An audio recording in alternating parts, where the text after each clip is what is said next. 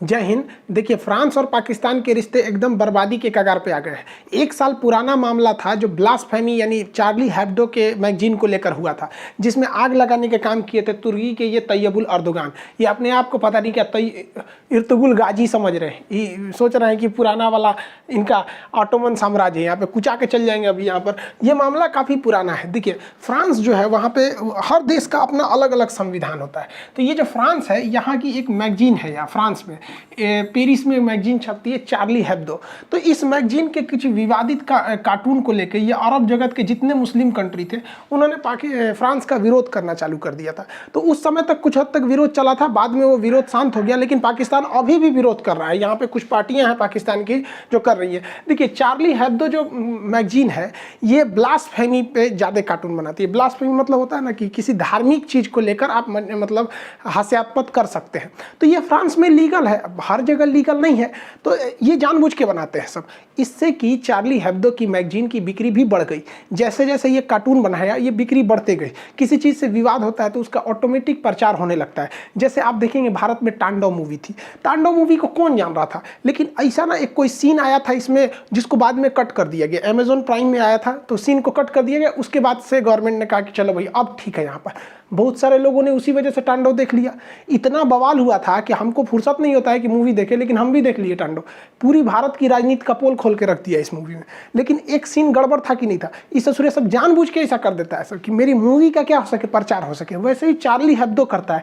Blasphemy उसे कहते हैं किसी धार्मिक रूप से वो मतलब आप हास्यास्पद कार्टून वगैरह बना सकते हैं। तो ये फ्रांस में लीगल है, तो पाकिस्तान वाला कह रहा है हम इसे इलीगल कहते हैं। अरे भैया, पाकिस्तान में बुर्का पहनना लीगल है तो फ्रांस में इलीगल है, तो तुम्हारे देश का कानून अपने देश का देखो ना। यहाँ पे पूरी दुनिया को काहे लिए लेके चल रहा है तुम। देखिए, अगर हकीकत में देखेंगे तो इन सबके पीछे तुर्की का हाथ था।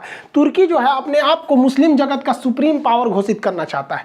तो तुर्की के जहाज को लीबिया में फ्रांस के जहाज ने मारकर गिरा दिया। तुर्की का जहाज था, लीबिया के पास जा रहा था, तो फ्रांस के जहाजों ने मार के उसे एंटी एयरक्राफ्ट से मार के गिरा दिया। अब तुर्की पहले से भड़का हुआ था फ्रांस में, और पिछले साल 2020 में मौका मिल गया। उसने चार्ली हेब्दो के कार्टून के लिए पूरी तरह से इसने बवाल कर दिया। पूरे अरब जगत ने बहिष्कार करने लगा फ्रांस का। कुछ हद तक फ्रांस की अर्थव्यवस्था भी डगमगा गई थी शुरुआती दौर में, लेकिन फ्रांस को भी पता था कि ये लोग बरसाती में ढक है, भो भो भो करके शांत हो जाएंगे। लेकिन इन लोग का कोई दूर तक का प्लानिंग तो होता नहीं है। अगर आप किसी भी मुस्लिम कंट्री से देख लिए या अरब जगत के किसी भी कंट्री से, उनसे पूछिएगा कि आगे आपका 10 साल आगे का फ्यूचर प्लान क्या है, उनको कुछ नहीं पता है। यही जो ये बवाल करके रख दिया, इसमें फंस गया। इमरान खान के यहाँ पे पूरी दुनिया में बहिष्कार हुआ था, मुस्लिम कंट्री में पाकिस्तान ने भी बहिष्कार किया था उसका। उस समय हम वीडियो बनाए हुए थे। उस समय इतना भयानक ही लोगों ने बहिष्कार कर दिया था फ्रांस का कि फ्रांस के राष्ट्रपति प्रधानमंत्री के ऊपर जूता का ई करके पोस्टर निकाला था। और हद बेशर्मी इन लोग की देखिए कि इन्होंने अपनी संसद भवन में एक प्रस्ताव पारित हो गया कि पाकिस्तान का वह राजदूत जो फ्रांस में बैठा है उसे वापस बुलाया जाए। तो जब ये प्रस्ताव पाकिस्तान के संसद से पारित हो गया तब पता चला कि पाकिस्तान का कोई भी राजदूत फ्रांस में बैठा ही नहीं है। इन लोग का ससुरों का मुंह लजा गया। अब इसी बीच इसमें पाकिस्तान में बहुत जो बवाल हो रहा था, उसी बीच एक तहरीके लब्बैक पाकिस्तान की पार्टी है। तहरीके लब्बैक पाकिस्तान पूरा नाम है इसका। अब ये थोड़ा सा ज़्यादा धार्मिक कट्टर है। तो होता क्या है, देखिए, जो इलेक्शन होता है ना, डेमोक्रेसी, इसमें सबसे बड़ा चीज़ क्या होता है ना कि मेजॉरिटी के खुश रखो, मेजॉरिटी को अपने फेवर में रख लो, हम जीत जाएंगे। तो इस चोट्टा सब मेजॉरिटी के चक्कर में कभी सिखों के ऊपर अत्याचार करेगा, कभी ईसाइयों के ऊपर, कभी हिंदू के ऊपर, कभी जैन के ऊपर, मतलब वहाँ बौद्ध के ऊपर टॉर्चर करते रहो। वहाँ पर पाकिस्तान में तो ये कोई बहुत नया बात नहीं है। तो इन लोगों ने बढ़ चढ़ के हिस्सा लिया कि फ्रांस को तो बर्बाद कर देंगे, ये कर देंगे। तो उस समय कोरोना था, तो इमरान खान ने इन लोग को समझाया कि देखो भैया 2020 है तो हम 2021 में फ्रांस के खिलाफ बहुत बड़ा एक्शन लेंगे, उनके राजदूत वगैरह को बाहर निकालेंगे। तो ये शांत बैठ गया सब। और जब 2021 आया ना तो भाई साहब ये बवाल कर दिया सर। कहा सर कि तुमने बोला था 2020 में कि हम फ्रांस के राजदूत को निकालेंगे, निकालो। 2021 आ गया भाई, एकदम भयानक हो गया। 11 को पुलिस वालों को कैप्चर करके लेके चले गए थे सब तरीके लब्बैक वाले। बाद में उन्होंने छोड़ दिया उसको।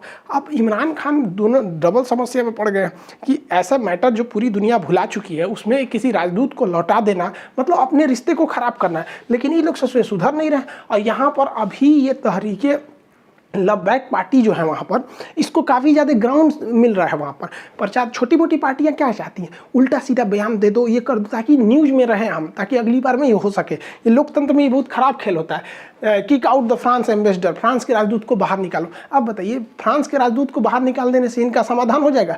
कोई समाधान नहीं होने वाला है। ये लोग रैली पे रैली करते जा रहे हैं। अब ये देखिए, ये रैली में ये बेचारा बचवा है, इसको क्या पता है कि राजदूत क्या चीज़ होता है?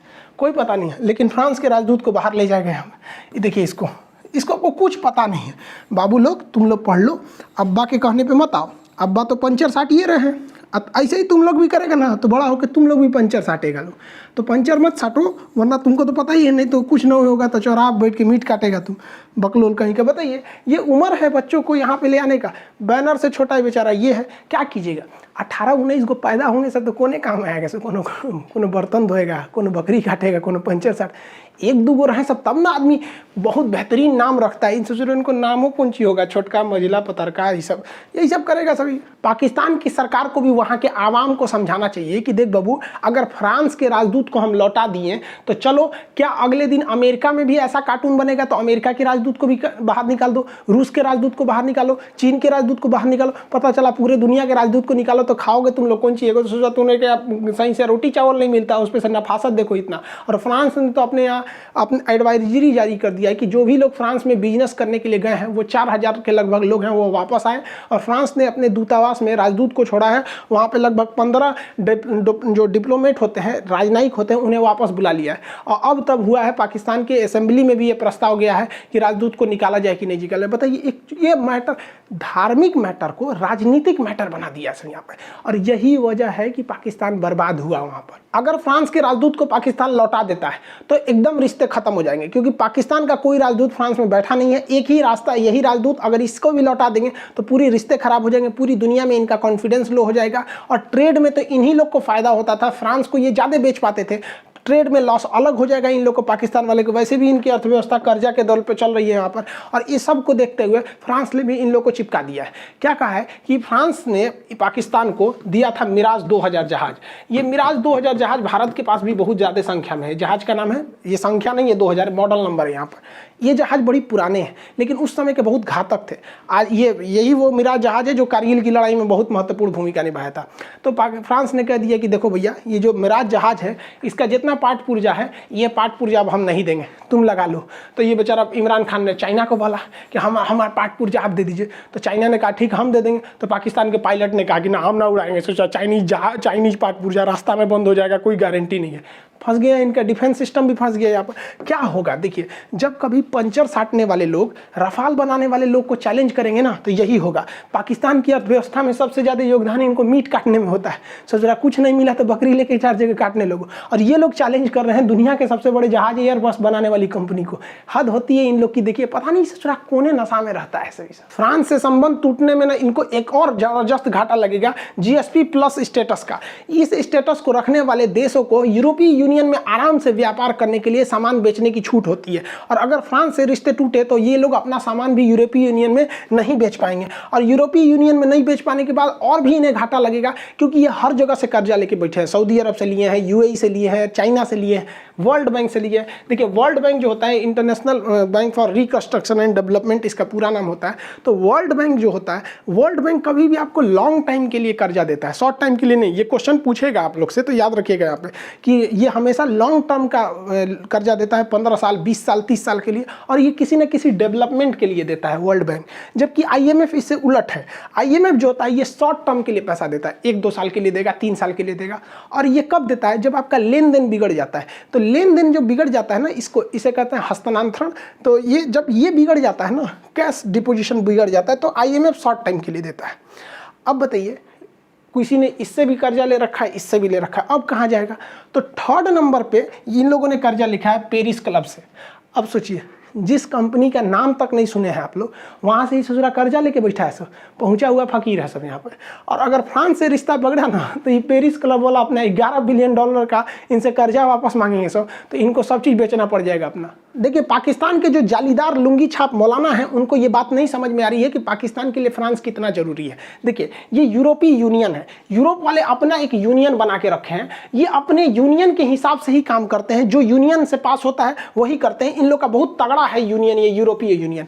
इस यूरोपीय यूनियन में ब्रिटेन भी था, लेकिन ब्रिटेन इस यूरोपीय यूनियन से अलग हो गया है। अब बात आती है, अब इसमें पावरफुल बचा कौन? तो इस यूरोपीय यूनियन में अब पावरफुल बच गया है तो केवल और केवल फ्रांस बच गया है, क्योंकि फ्रांस अब एकमात्र यूरोपीय यूनियन का देश है जिसके पास वीटो पावर है, वो किसी भी प्रस्ताव को यूएनओ में जाके रोक सकता है। इसलिए अभी जो बचे हुए यूरोपीय यूनियन के देश हैं वो ज़्यादा संबंध बनाना चाहते हैं सब फ्रांस के, क्योंकि यूरोपीय यूनियन वालों को पता है कि इसके पास वीटो है, अस्थायी सदस्य है, सेना में पावरफुल है, कभी भी हमें जरूरत पड़ेगा तो फ्रांस हमारा साथ देगा, वो साथ नहीं छोड़ेगा, क्योंकि ब्रिटेन तो अलग हो गया है। अब बताइए, इन पाकिस्तान वालों का यूरोपीय यूनियन में कर्जा ले रखा है इन्होंने, यहाँ पर ये व्यापार ज़्यादा करते हैं और ऐंठे हुए हैं ससुरे फ्रांस से। फ्रांस का राजदूत ये लौटाएंगे तो ये यूरोपीय यूनियन पे दबाव बनाएगा कि इससे सामान मत लो, प्रतिबंध लगा दो। इससे ससुरा खाए पिएगा सब कहाँ पे? और इसी का तो इंतजार कर रहा है चाइना। चाइना तो ससुरा इन लोग को ऐसा ना भिखारी बना देगा ना, 1 रुपया फ्री नहीं देता है, सब चीज़ कर्जा में देता है। तो जाके वहाँ से ले लो ना, चाइना में सामान बेच दिया आप। सीपी इसी सड़क बनाए, जीडीपी से ढेर पैसा उसी में लग गया। तो पाकिस्तान को समझ में नहीं आ रहा है भैया, यूरोपीय यूनियन में उनको टक्कर देना फ्रांस को बहुत ज़्यादा घातक हो जाएगा। और हमारे लिए तो अच्छा है भैया, तुम लड़ते रहो, हम लोग को क्या दिक्कत है। फ्रांस में तो हमारे वायुसेना प्रमुख फ्रांस के दौरे पर गए हैं और अभी 6 और राफाल आ गया यहाँ पर, अभी और राफाल आने वाला है, सोचिए। और पाकिस्तान के लोग, आप इस गलतफहमी मत रहिए कि हमारा इसमें कोई मतलब हम लोग का इसमें कोई योगदान है। आपके यहाँ जो भी खरमंडल मचा है ये वहाँ के जालीदार लुंगी छाप मौलानाओं की वजह से हुआ है। हम लोग वसुधैव कुटुंबकम वाले हैं। हम ये नहीं कहते हैं कि फ्रांस का गला काट दो, इसका गला काट दो। हमारे लिए सबसे पहले हमारा देश होता है, देश के बाद हम समाज देखते हैं, इंसानियत देखते हैं और बाद में हम धर्म देखते हैं। आप लोग की तरह नहीं कि अपने धर्म लो बाकी सबको काट डालो, ये सब नहीं होता हम लोग के लिए। हम लोग मत सोचिएगा कि हम यहाँ पे, हम तो भारत सरकार से कहते हैं कि पाकिस्तान को टेंशन देना है ना तो जोधपुर के पास यहाँ फ्रांस को कुछ 6 महीना के लिए एगो वायुसेना का अड्डा दे दीजिए। इससे चुरा टेंशन से मर जाएगा सब पाकिस्तान वाले कि वहाँ से भगाए, तो इससे चुरा खोपड़िया पे ले आके बैठा दिया हम लोग को। पाकिस्तान जो अपने धर्म को बहुत आगे बढ़ा रहा था ना, इन लोग को अपने धर्म लेके डूब जाएगा। वहाँ इन मौलानाओं का बोलबाला हो गया है। हम आपको इनकी हकीकत बताते ये कितने पढ़े लिखे होते हैं। 5 रुपया फीस दे के मदरसा में पढ़े हैं। अब आप खुद सोचिए, अगर आपका बेटा पान खाएगा तो आप अपने बेटा को क्या कहिए? शाबाश बेटा पान खाया है, थूको थूको। हम कटोरा लाते हैं, थूको। आप 2 तमाचा मारिएगा, साला पान खा के क्यों आया है। लेकिन ये लोग, इन लोग को अगर घर बुलाइएगा ना तो सब मौलाना पान खा के आएगा। थूकने के लिए आओ अस्सलाम वालेकुम, थूकने के लिए जाइए तो चलम की थूक के कहेगा कि हाँ हाँ अब क्या काम है। अरे यार, तुमको डिसिप्लिन नाम का चीज़ नहीं है। एक टीचर के पोस्ट पे हो ना, तो टीचर को क्या पान फूंक के जाना चाहिए, सिगरेट फूंक के जाएगा? नहीं, वहाँ इन लोग को नहीं समझ में आएगा। सब पान खाएगा वहाँ पे, क्या संस्कार सिखाएगा, यही होगा। और हर बात पे देखो, इन लोग को समझ में आता है कि दुनिया जो है ना फ्री फायर है, पबजी है, और ऊपर वाला अल्लाह बैठ के खेल रहा है, हम सब लोग ऐसे ही से मरा रहे हैं। कोनो बात पे कहेगा सब जो करता है अल्लाह की मर्जी से करता है। तो पाकिस्तान में जो बर्बादी हो रही है ना, अल्लाह की मर्जी से हुई है। 1971 में जो तुम्हारे 93,000 फौज हारी थी ना, अल्लाह की मर्जी से हारी थी। 2014 में मोदी जी जीते ना, अल्लाह की मर्जी से जीते। सर्जिकल स्ट्राइक पे ठोकाए, अल्लाह की मर्जी से। एयर स्ट्राइक में ठोकाए, अल्लाह की मर्जी से। कहो, हर बात में अल्लाह की मर्जी से बोलता है सब। एनआरसी भी आ रहा है ना, तो किसके मर्जी से?